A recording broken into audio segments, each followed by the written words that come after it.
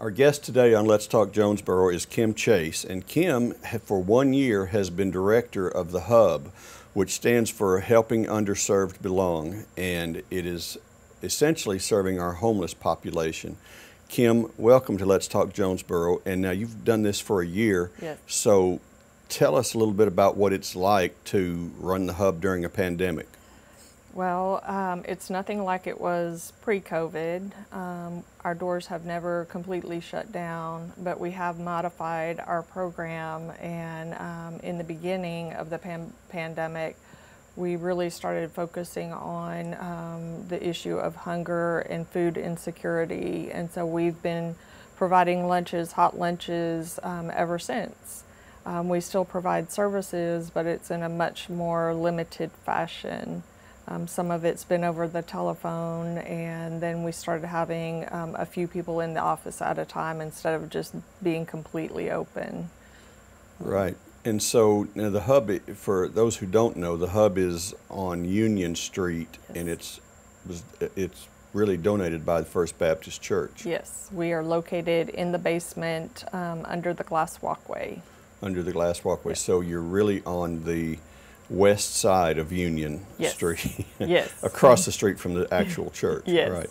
So this was started a few years ago to serve the homeless, Yes. but it's not a homeless shelter, so No. you're providing resources. And Yes. real quick, let's just run over those resources. Okay. So we work closely with Goodwill, and we've had a liaison. Well, pre-COVID, they would provide life skill classes in their office. They would help our guests write resumes and apply for jobs electronically. And then when the pandemic happened, we still have them come to our office on Tuesday, and they're still making contact with our guests for all things job related. So that's one. And then we work closely with Crowley's Ridge Development Council, who has a rental assistance program that we don't have. And so that's one way to help our guests move from being homeless into stable living, more stable living. We still can provide services, but as I said, it's just in a limited way. Right. What changes have you seen over the last year because in the homeless population and in the way that they have to cope with what's been going on that we've all had to cope with? Right. So I think sadly, one of the things, I suppose if there's anything good from COVID, it's really brought the issue of homelessness to the forefront in Jonesboro. We've had homeless for as long as I know, but they had places to go. They could go to the care center, which is still closed, and get a meal there, and then they were welcome to come over to the Hub on Tuesdays and Thursdays. They could go to the library. There were other resources, other places that they could be. When COVID happened and everything shut down, the care center, food bank, food pantries, clothing closets, the library, all these places where they could go closed down, so they were more forced to be out on our streets. And so I think one of the things is I think we've all become more aware of our homeless citizens, and what are we going to do about that? I'm committed to that. Whether it's just providing services through the Hub for them to get into stable living, or actually getting a shelter up and running. They just have so limited resources, right? Even today. Have you talked with anyone about vaccinations for the homeless? Yes. So we've actually had 2 flu shot clinics. And then we had the nursing department at ASU provided a very scaled down health fair in the middle of the pandemic, and we had flu shots. The nursing department at ASU provided a very scaled down health fair, which we had COVID testing and flu shots. We've had 2 actual COVID testing days at the Hub. And we've had one, so far we've had one COVID vaccination clinic, and we are scheduled to do another one the beginning of August. So again, I'm pushing for it because it's so important. One, our population has very limited access to health care. So if they become ill, they really are just going to be out there. And so I'm trying to do everything and provide everything in order to keep them healthy. Now, I think we've had comments from people seeing more people that are homeless or holding up signs for asking for donations or stuff, charity during the pandemic. What have you seen during this time? Well, I have seen more people in intersections and out maybe in front of department or grocery stores and things like that. What I've started doing and what I have been doing is stopping and pulling over into a parking lot, talking to them. I usually try to give them a food gift card or a small bag with some high protein snack items, and then let them know the days that we're doing our lunches, just trying to get them to come to the hub, at least get a lunch and not be hungry that day. So yeah, we've been making contact with them, trying to get them in. So are you seeing a growth in the numbers, or is it hard to tell? I'm not sure if it's a growth in numbers. I think we're just more aware of it. Okay. Because they don't have as many places to go as they might have had before. Yeah. I understand. What do you hope to see for the hub in the future? What do you hope to see for Jonesboro? What is holding up the hopes of a homeless shelter, in your opinion? We want a shelter to be more than just a place to come and sleep for the night.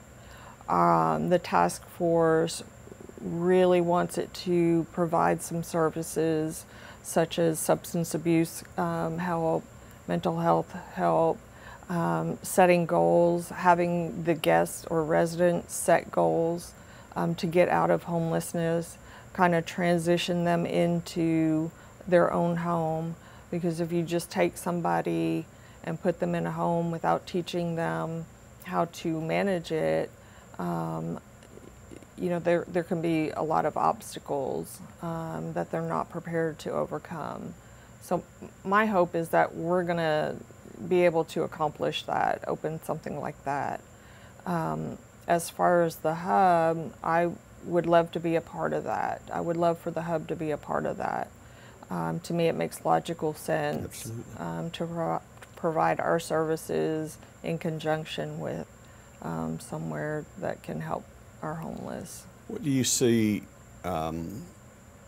people being able to do? Because you see sometimes, you know, people hand money or gifts or food, you know, and I think people feel rejected if the person doesn't want food. I mean, they may have enough food, but there may be other issues that they need. And what do you see that is really, what can people do to actually make a difference? Well, we would always welcome volunteers. That would be one way. We rely so heavily on our volunteers, and that's been one of the struggles for us currently is rebuilding our volunteer base. Our volunteers work very closely with our guests, helping them to move in, like setting goals, accomplishing them, encouraging them. But again, if we just focus on one area, just give them food, like, as you said, they probably already have enough food, but there are other things that they are in need of. And then, you know, I've always asked if you see a homeless individual, if you feel like it's safe, or even you could contact us and we could go talk to them. A lot of times people aren't aware of hub services, so. Right. So people can volunteer. How much do they have to volunteer? What type of commitment is it? If you can come for an hour, I would welcome that. An hour, you could come both Tuesdays and Thursdays. We have other things that go on in the office kind of behind the scenes. I would welcome any volunteer. And what are the hours? We are actually open for our guests currently 11 to 1 for the lunches on Tuesdays and Thursdays. We are taking appointments for the morning of Tuesday and Thursday, and then the afternoon of Tuesday and Thursday. But I'm in the office Monday through Friday. Very nice. Let's clear up one misunderstanding, because I think I hear sometimes people say this homeless person has a cell phone. Well, that's not a luxury in 2021. That's a basic essential to get things done. That's common, right? Yes, yes.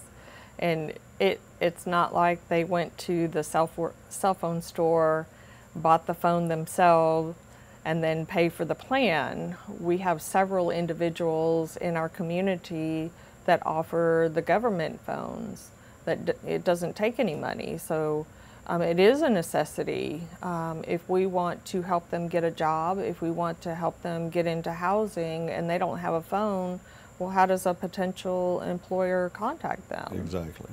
So it is a necessity. Yeah, I think it's as fundamental as everything else that you have in your home. And so, you know, and that's just something we may not be used to seeing until recently. But what other concerns do you have that people need to know about? The misconceptions. The biggest one to me is there's a lot of people who think that homeless people choose to be on the street.